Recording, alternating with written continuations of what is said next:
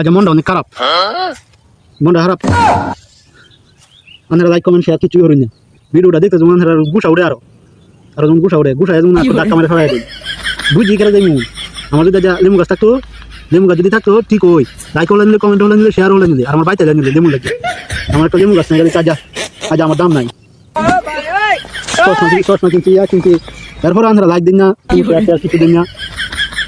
আজ আমার লেবু গাছ মনটা কইতাছে কি, লেবু গাছটা মানুষের বাচ্চা লেবু গাছটা উর্গানটা টান দান নিজের বাচ্চা লাগাইছি, নিজের বাচ্চা লাগাইছি।